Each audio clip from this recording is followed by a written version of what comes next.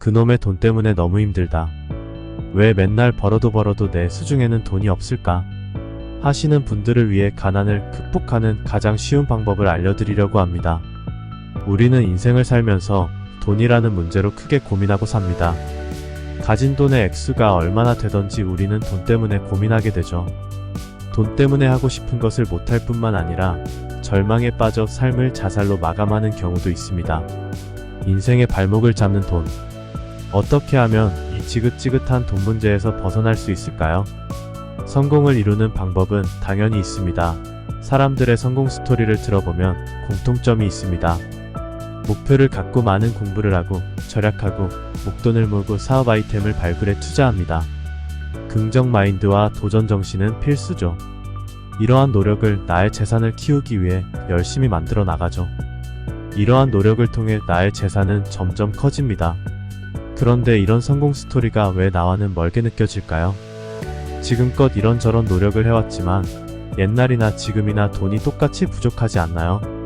여러분은 예전부터 부자가 된 나의 모습을 원해왔지만 부자가 된 나의 모습은 오지 않았고 여전히 돈이 많은 나의 미래를 꿈꾸고 있습니다.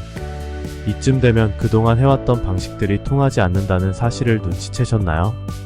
나도 성공한 사람들처럼 돈이 보따리에 돈을 열심히 담으려고 하는데 왜 돈이 채워지지 않을까요? 그것은 돈을 담으려고만 하고 돈의 보따리를 살펴보지 않았기 때문입니다.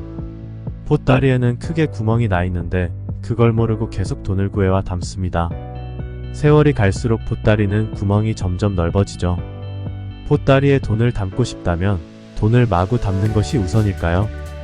구멍 난 곳을 살펴보는 게 먼저일까요? 우리는 마음에 뚫려있는 구멍부터 막아야 돈을 담을 수 있습니다. 사람들은 돈을 많이 벌기 위한 생각을 매일같이 꿈꾸며 열심히 준비하고 공부해서 돈을 벌어옵니다. 하지만 막상 돈을 버는데도 매달 나가는 생활비와 대출을 갚고 나면 돈이 부족합니다. 맛있는 음식을 한번 사 먹고 나면 말일에 나가는 돈들이 걱정되기 시작하죠.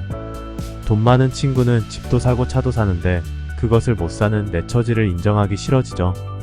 악착같이 돈 벌자고 다짐하지만 번아웃이 금세 찾아와 해소하기 위해 무언가를 샀는데 결국 또 돈이 더 없어졌다는 사실에 우울해집니다. 여행도 가고 싶고 배우고 싶은 것도 있는데 그런 걸 한다는 것은 사치일 뿐입니다. 언젠가 있을 나의 행복을 꿈꾸며 그런 꿈은 잠시 덮어두고 돈을 많이 모으기 위해 다시 노력하려고 할 겁니다. 그런데 아무리 돈을 모아봤자 앞으로 인생을 살아가기에는 턱없이 부족할 것 같을 겁니다. 누구는 별일 안 하고도 큰 돈을 한 방에 번다던데 나는 운도 없고 복도 없는 사람인가 하는 생각이 들어올 겁니다. 그래도 혹시 모를 인생 역전을 꿈꾸며 로또도 사고 비트코인에 돈을 부으며 한 방을 꿈꿉니다. 이렇게 사람들은 인생을 살면서 그 무엇보다도 돈이라는 것에 온 신경을 쏟아붓습니다. 돈에 대해서 굉장한 집착을 가지며 살아가죠. 매달 돈 걱정을 하는 사람들도 열심히 달려왔고 가난을 의도하지 않았을 겁니다. 이런 분들을 위한 특급 처방이 있습니다. 마음을 못 다스리고 지금도 돈을 쓰고 난 뒤 후회로 고통받고 있을 분들을 위한 방법을 알려드리겠습니다. 가장 기본적으로 다져야 하는 첫 번째는 우리는 생각하는 대로 현실이 창조된다는 것입니다. 그것이 지금 내가 살아가고 있는 현실이라고 믿으며 살다 보면 어느샌가 내 눈앞에 그 현실이 나타나죠. 내가 가진 에너지의 주파수에 맞춰진 현실을 경험합니다. 내가 자주 생각하고 감정적으로 더 집중하는 것일수록 더 빠르게 현실로 경험하게 됩니다.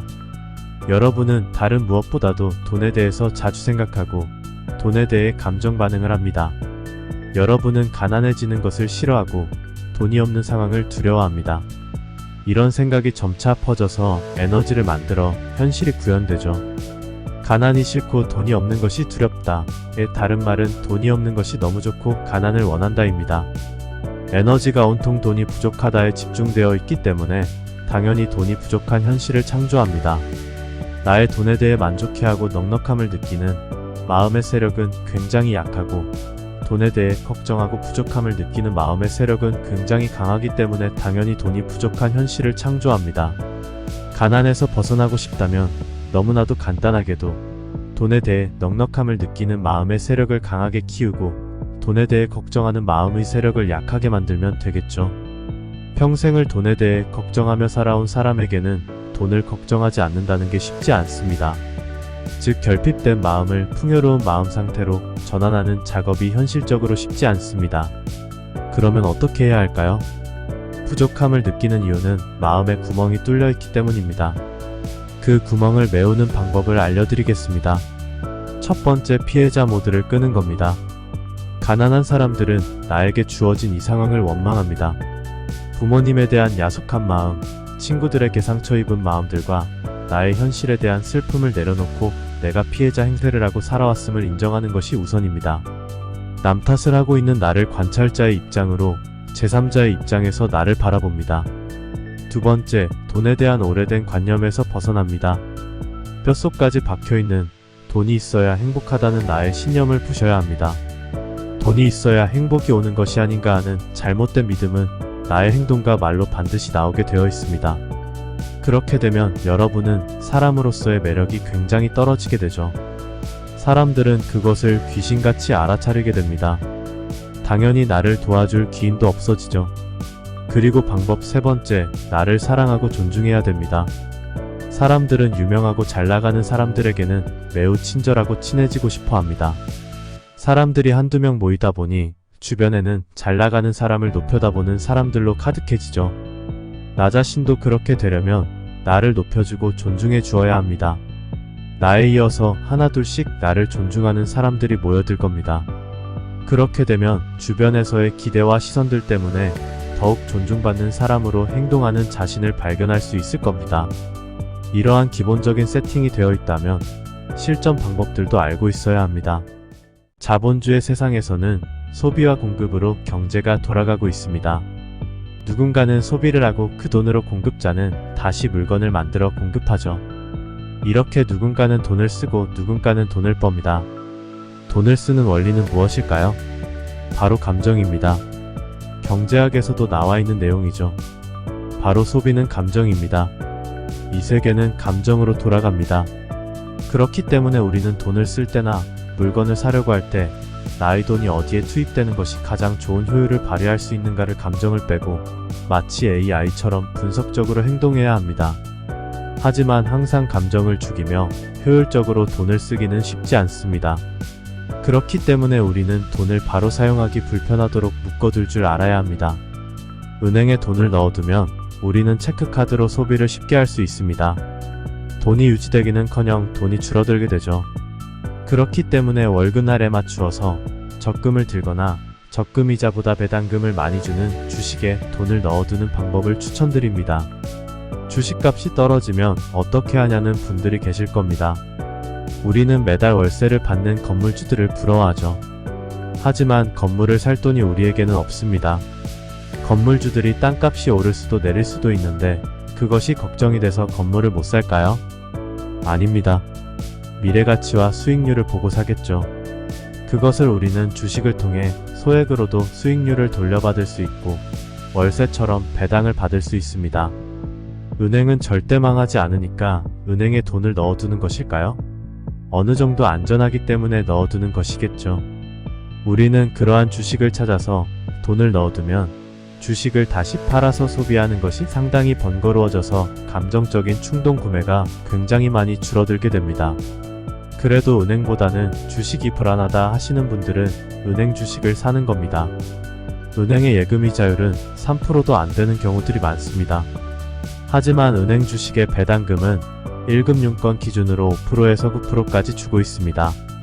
결국 은행이 망하면 내가 주식에 돈을 넣어두나 통장에 넣어두나 마찬가지로 돈을 구해내기는 힘들겠죠. 은행이 안전하다는 믿음 때문에 은행 주식에 넣어도 마음도 편하고요. 그리고 돈이 별로 들어가지 않는 취미를 꼭 가지고 있어야 합니다. 예를 들어 종교를 가지거나 등산이나 축구같이 큰 돈을 들이지 않고서도 가질 수 있는 취미는 소비와도 굉장히 관계가 깊습니다.